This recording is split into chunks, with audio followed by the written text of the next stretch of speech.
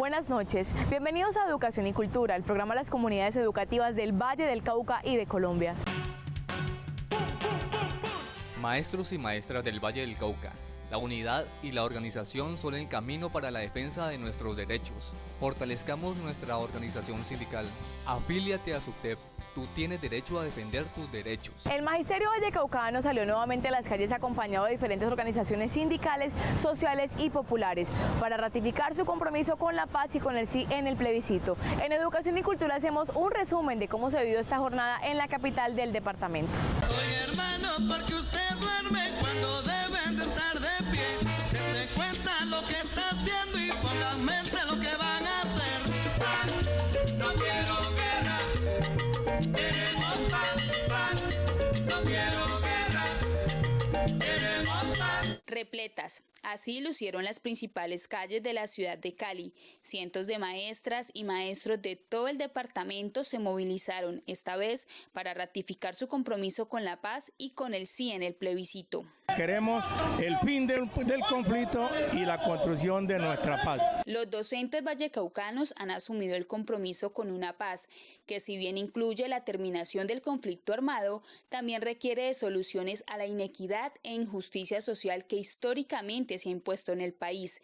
Por eso, el sí al plebiscito no implica dejar de luchar por una educación pública de calidad y por la dignificación de la profesión docente. Las luchas que se va a dar el magisterio tienen que ver con su régimen prestacional, con su régimen laboral, seguir defendiendo nuestros derechos, seguir trabajando por la educación pública de este país, porque nuestras generaciones puedan tener un mejor futuro. El silenciamiento de los fusiles es la oportunidad de iniciar la reconstrucción social del país, que ha sido devastado por tantos años de guerra, una reconstrucción que tendrá a los maestros como eje fundamental de este proceso.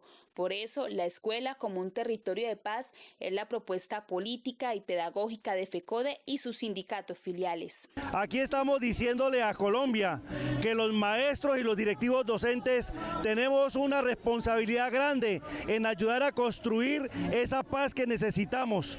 Desde las aulas, desde la recreación, desde el deporte, desde todas las actividades que nosotros en nuestras instituciones educativas sabemos liderar. Las maestras y maestros llevan años construyendo paz desde las aulas y hoy se suman al sí en el plebiscito como una oportunidad para cambiar la historia de las presentes y futuras generaciones. Como estudiantes también nos soñamos una paz en la cual podamos construir una educación conforme a nuestros sueños, una educación con garantías y que sea para la paz con justicia social. Oye, hermano, porque usted duerme cuando deben de estar de pie. Que se cuenta lo que está haciendo y ponga en mente lo que van a hacer. No quiero guerra, queremos paz, no quiero guerra, queremos paz. El movimiento social y popular lleva años construyendo y aportándole a la paz desde las luchas y reivindicaciones por un país con justicia social. Por eso, junto al Magisterio Vallecaucano, marcharon para respaldar el sí en el plebiscito. Votar sí en el plebiscito es dar el primer paso para superar la guerra y construir colectivamente un país digno y con justicia social. Lucha que deberán seguir impulsando las comunidades, organizaciones y ciudadanos. El sí es una oportunidad para que los trabajadores, para que el pueblo colombiano tengamos espacios de lucha.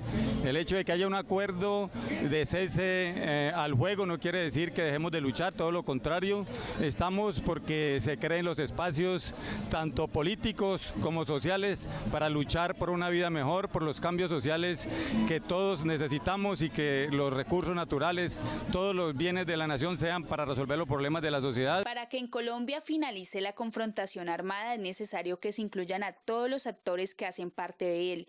Esto implica que tanto el gobierno nacional como el ELN cumplan su compromiso manifestado el 30 de marzo de avanzar en la negociación para el fin del conflicto. Las FARC no es, digamos, el único actor armado, también lo ha sido el ELN y son actores armados eminentemente políticos y es necesario necesario que se sienten a hablar junto con todos los actores armados para poder llegar definitivamente a la solución política del conflicto armado colombiano. La paz es una construcción colectiva que implica la solución de conflictos históricos y estructurales a nivel social, político y económico, el alcance de la justicia social y la satisfacción de los derechos humanos, una construcción que requiere espacios de participación para todos y todas. Esperamos que esta paz sea una paz que nos beneficie a todos, que no sea una paz que beneficie a unos cuantos, y queremos que esta paz sea construida desde las comunidades, porque en las comunidades no nos han tenido en cuenta como proceso indígenas.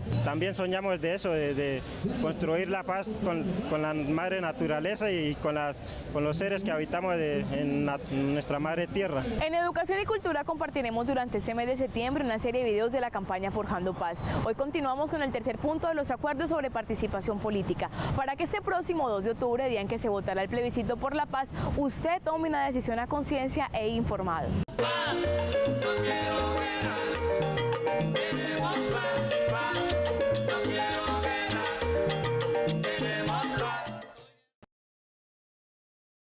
En La Habana también se habló de la participación política, o sea, lo que va desde elegir a un presidente hasta las manifestaciones ciudadanas. ¿Y por qué hablaron de eso? Fundamentalmente, porque si la idea es que las FARC utilicen la vía política en lugar de las armas, entonces hay que darles garantías de que la vía política de hecho funciona. Sin embargo, y esto es algo que el gobierno reconoció, la democracia colombiana está un poco desvencijada. Entre otras cosas, esta es una de las causas originales del conflicto, y es algo que Colombia todavía no ha resuelto. Piensen en los casos de gente ya muerta que supuestamente va a votar, o en el famoso intercambio de votos por tamales, o en el asesinato de líderes sociales, de Gaitán, de Galán, en el genocidio de la UP, o en la escasa representación que la población rural y las minorías tienen en el Congreso. Entonces, a primera vista, lo que se estaba negociando era que las FARC renunciaran a la lucha armada a cambio de garantías para poder hacer política y apostarle a la democracia.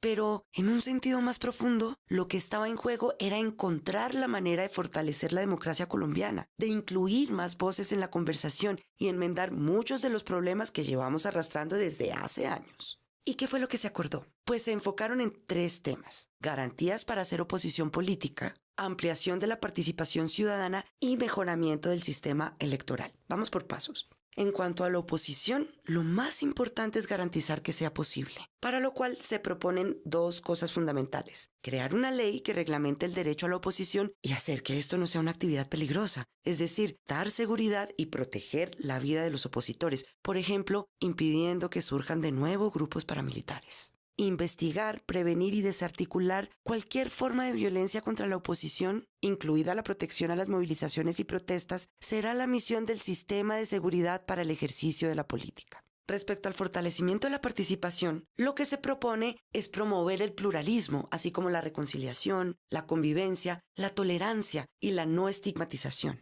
La meta es que se encuentren ideas diferentes y que se pueda discutir desde distintas perspectivas, que aquellas que típicamente han estado ausentes o las que rara vez han sido escuchadas encuentren su lugar, tanto en los espacios políticos oficiales como en las radios locales o demás medios de comunicación. Las acciones acá son muy diversas e incluyen una ley de garantías y promoción de la participación ciudadana, fortalecimiento de las veedurías a la actividad del Estado, dar acceso a información oficial, asistencia legal, técnica y financiera y la creación del Consejo Nacional para la Reconciliación y la Convivencia. Todas estas cosas y otras más serían las estrategias para que la gente exprese lo que quiere y piensa respecto del país. Finalmente, el mejoramiento del sistema electoral va desde facilitar la creación de partidos políticos hasta el diseño de estrategias para incentivar el ejercicio del voto. Esto es importante dado que en muchas ocasiones más de la mitad de la gente que puede votar no lo hace. Y en general, el sistema tiene varias manchas por delitos electorales. Así, por ejemplo, se buscará que los partidos políticos compitan en igualdad de condiciones en cuanto a la divulgación de sus programas y su propia financiación. Se le dará cédula a muchos que no tienen para que ahora sí puedan ir a votar. Se va a combatir la trampa en las elecciones, se reformará el régimen y la organización electoral y se va a promover la participación de movimientos sociales, de las mujeres y de poblaciones afectadas por el conflicto,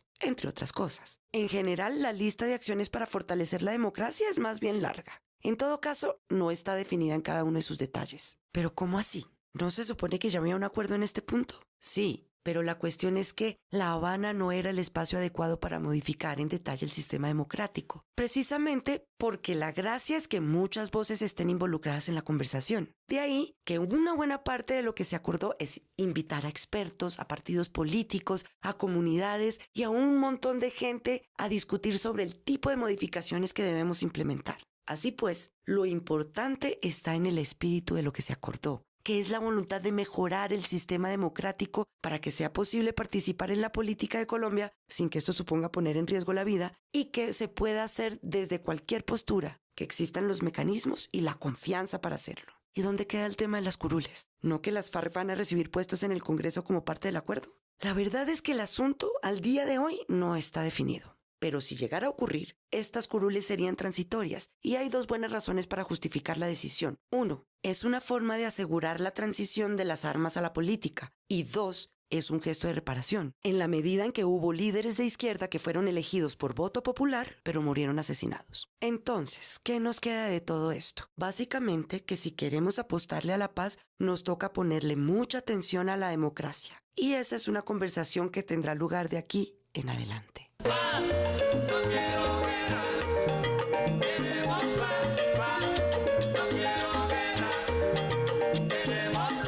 Menos sindicatos y más sindicalizados. Con esta consigna, la CUT promueve la unidad de los trabajadores por rama de actividad económica o de servicio que permita confrontar la política neoliberal de privatización y flexibilización laboral. A pesar que los trabajadores y trabajadoras constituyen el sector social más importante y mayoritario del país, la falta de organización y de unidad impide que estos tengan una incidencia política que redunde en mejores condiciones laborales. De alrededor de 22 millones de trabajadores que hay en este país, aproximadamente 1 millón, un poquito más de 1 millón estamos sindicalizados, lo que significa una tasa de sindicalización inferior al 5%. Y además de eso, estamos divididos en más de 5.000 organizaciones. La mayoría de esos sindicatos, pequeños sindicatos con menos de 100 afiliados, lo que le resta a ese sindicalismo capacidad de incidencia, capacidad de presión sobre el Estado y sobre los empresarios. Estamos profundamente divididos, profundamente atomizados, muy desarticulados. Necesitamos grandes sindicatos de industria, necesitamos grandes sindicatos de rama a nivel nacional o en su defecto fuertes federaciones de industria, fuertes federaciones de rama, y necesitamos una mayor unidad por parte de las confederaciones, que sería la condición necesaria para tener una mayor incidencia, insisto, tanto en el Estado como en las organizaciones empresariales. Más de 5.000 organizaciones sindicales en todo el país demuestra la dispersión de los trabajadores y trabajadoras. Por eso la CUT tiene como tarea fundamental consolidar fuertes y estratégicos sindicatos por rama de actividad económica o de servicios que permita que el movimiento obrero tenga mayor capacidad para confrontar la política neoliberal de privatización y flexibilización laboral. Son muchas las dificultades, tenemos 100 años de dispersión y atomización, tenemos dificultades internas propias de problemas ideológicos, de la pluralidad de la central, pero tenemos también situaciones externas como una política antisindical que desarrolla el gobierno y los patronos. La división de los trabajadores en muchos casos hace parte de la estrategia del gobierno para deslegitimar y debilitar la lucha por mejores reivindicaciones laborales. Esto le impone al movimiento sindical la necesidad de replantear sus estructuras organizativas. El gobierno ha sido muy estratégico en dividir y reinarás, y por eso encontramos en las instituciones, hablo del Hospital Universitario del Valle, hoy al interior del hospital hay 4 sindicatos legalmente establecidos, sin contar que existen alrededor de 4 asociaciones gremiales que son las que contratan el personal tercerizado. Como hemos podido ver, es dividir y se pierde la lucha por la división. Hoy debemos desde el seno de las centrales empezar a construir un nuevo modelo de sindicalismo donde la unidad, la solidaridad y la lucha sean los temas fundamentales dentro del accionar del sindicato. El reto para las organizaciones sindicales es pasar del discurso de la unidad a su materialización, una tarea que permitirá avanzar y fortalecer su accionar político. Es necesario que se discuta en el seno de las asambleas nacionales de los sindicatos esa unidad que debe materializarse más allá de los discursos que muchas veces uno suele escuchar, porque es necesario avanzar. En Educación y Cultura les contamos a los maestros y maestras del decreto 1278 que participaron en la evaluación con carácter diagnóstico formativa cómo avanza este proceso. El pasado 23 de julio se dieron a conocer los resultados de la evaluación con carácter diagnóstico formativa, donde el 70% de los maestros y maestras 1278 que participaron de este proceso lograron ascender y reubicarse salarialmente. Sin embargo, aún hay docentes que están pendientes de terminar la grabación del video, lo que ha retrasado este proceso. Culminamos la primera fase de la evaluación con carácter diagnóstico formativo, se publicaron los resultados y ha arrojado un alto porcentaje de docentes que pasaron con el video, aproximadamente el 70%, cosa que nos deja muy satisfechos a pesar de que el proceso ha tenido dificultades, pero con la comisión de implementación que se creó para hacerle seguimiento y correctivos en el camino, ha sido importante entonces la presencia de FECODE allí para avanzar en este proceso. En el momento que aparece la publicación definitiva en la página web de la Secretaría de Educación, los docentes tienen 5 días hábiles para realizar la respectiva reclamación a través de la plataforma 2025. Una vez radicadas, el Ministerio de Educación Nacional contará con 30 días hábiles para responder esta petición. El curso de actualización está diseñado para los educadores que no aprobaron la evaluación con carácter diagnóstico formativa.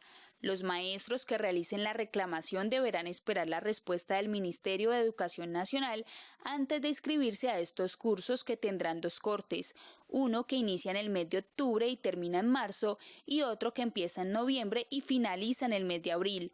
A través de la plataforma Maestro 2025, los docentes podrán consultar la información sobre las fechas y procedimientos para realizar el proceso de inscripción. Van a haber 2 momentos para la inscripción a los cursos.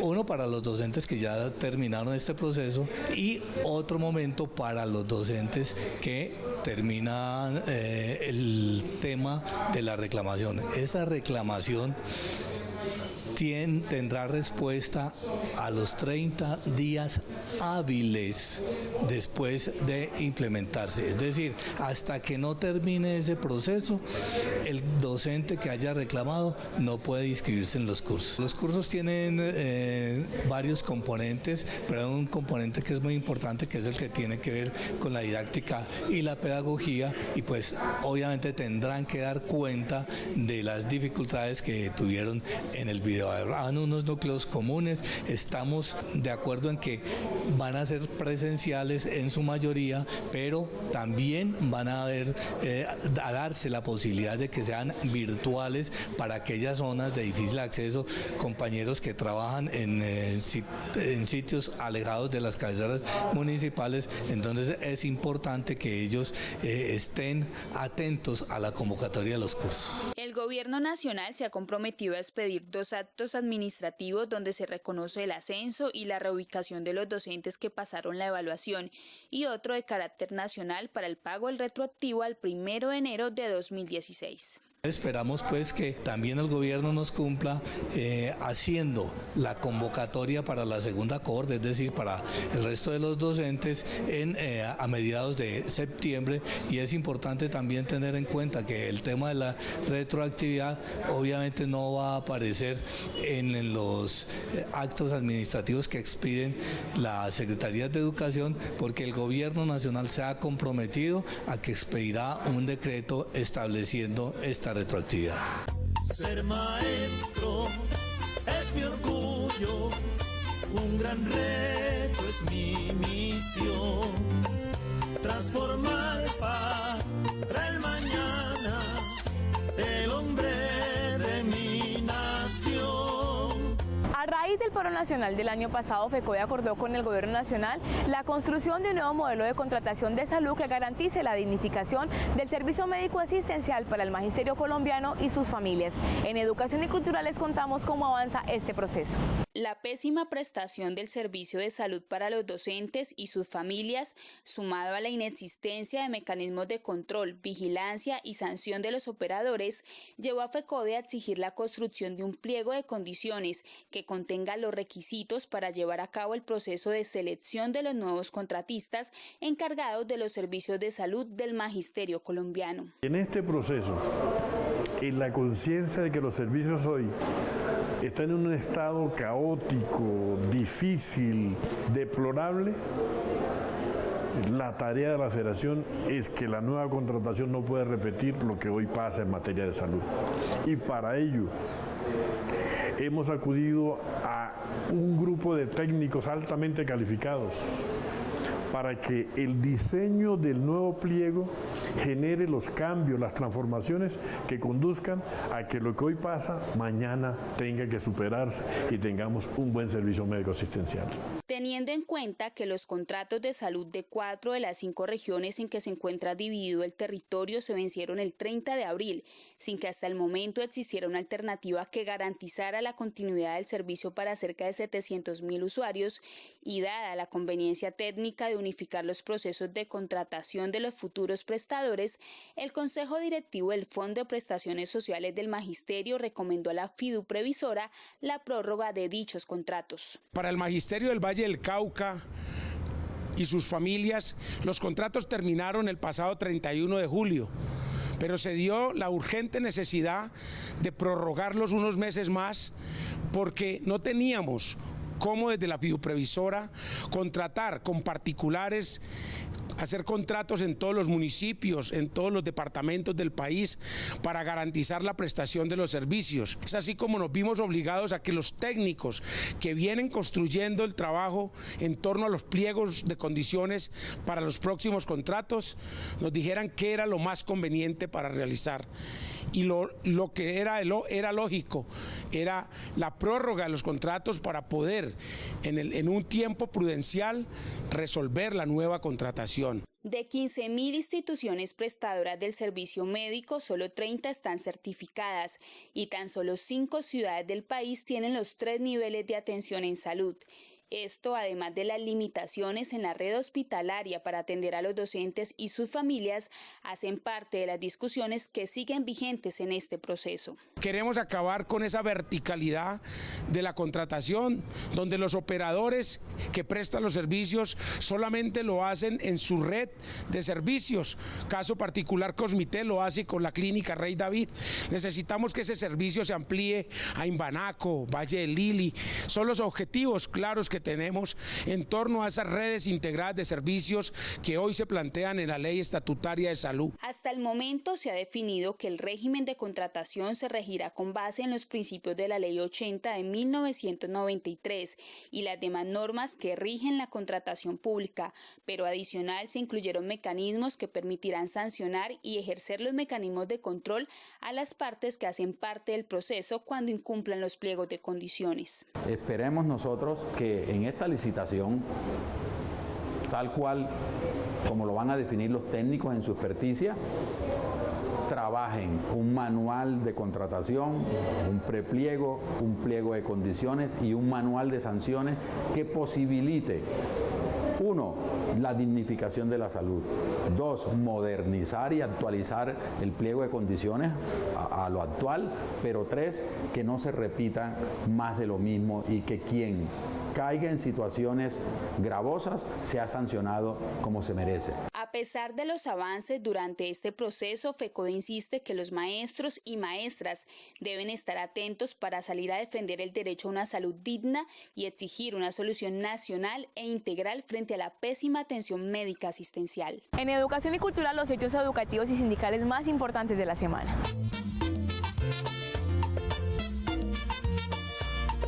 El SUTED, en convenio con la Fundación para la Formación Integral y el Desarrollo Humano, abrió la convocatoria Estímulo a la Calidad Docente, una oportunidad para que los maestros y maestras del sector público de básica primaria, básica secundaria y media puedan acceder a un doctorado en Ciencias Pedagógicas en la Universidad de Cienfuegos, en Cuba. El SUTED ha designado un apoyo económico para 10 docentes del Valle del Cauca afiliados a la organización sindical como reconocimiento al esfuerzo y a la dedicación en su labor diaria y a la lucha incansable por la dignificación de la profesión docente. La convocatoria recibirá propuestas de investigación en todas las áreas, ya sea de docentes o directivos docentes que respondan a las problemáticas actuales del aula en busca del mejoramiento de la calidad educativa. Los maestros y maestras que deseen participar de esta convocatoria deberán diligenciar el formulario de inscripción que se encuentra en la página www.sutedvalle.org y anexar la documentación que allí se describe. Deberán además realizar un ensayo de máximo 15 hojas y enviarlo al correo contacto@fundacionfided.org. Las bases y requisitos de esta convocatoria, así como las características del ensayo, las pueden encontrar en la página www.sutedvalle.org.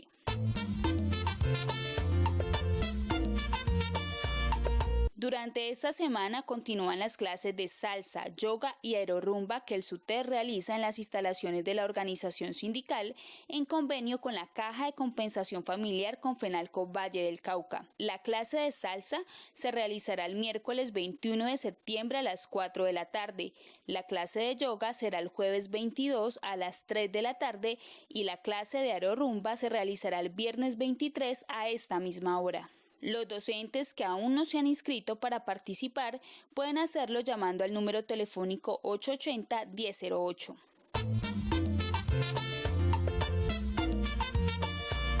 Hasta el mes de diciembre, la Secretaría de Etnoeducadores realizará en la última semana de cada mes un cineforo, un espacio para reflexionar sobre la tragedia de la guerra a nivel mundial y la necesidad de construir y alcanzar la paz.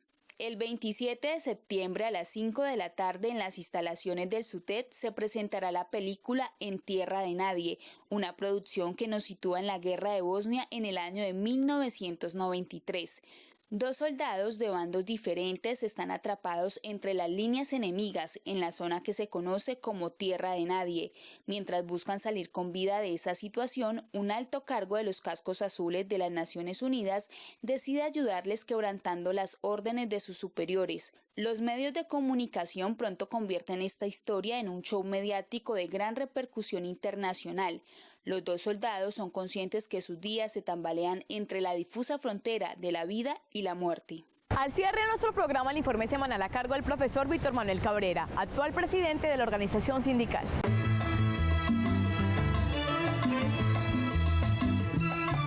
Para la Junta Directiva del SUTED es hoy muy positivo el resultado que nos arroja esta movilización programada desde nuestra organización sindical. Tuvimos la presencia de toda la comunidad vallecaucana, una representación de cada uno de los municipios y de Cali.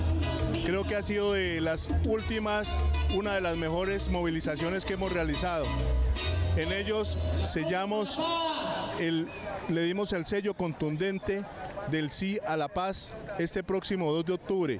Nosotros, los maestros, nos comprometimos con esta movilización, con esta multitudinaria marcha, a hacer pedagogía con toda la comunidad educativa, explicarles en una forma muy clara por qué nosotros tenemos que trabajar por el sí a la paz. Hoy tenemos una gran oportunidad de darle vuelta a esa página sangrienta que hemos tenido, en donde nosotros como educadores hemos sido el sector más victimizado. Más de 1.074 educadores muertos. Hoy, al refrendar esos acuerdos de La Habana con el sí al plebiscito que vamos a hacer el próximo 2 de octubre, estamos seguros que nosotros vamos a ser unos actores principales en la construcción de este proceso, en donde lo fundamental es que la institución educativa, la escuela, sea un territorio de paz. Hasta aquí Educación y Cultura. Recuerde que nuestra cita es solo lunes a las 6:30 de la tarde por el canal regional Telepacífico. Usted puede ver este programa a través de www.sutevalle.org. Encuéntrenos en redes sociales, en Facebook como Sutevalle, en Twitter @Sutevalle y en YouTube como Educación y Cultura. Hasta entonces.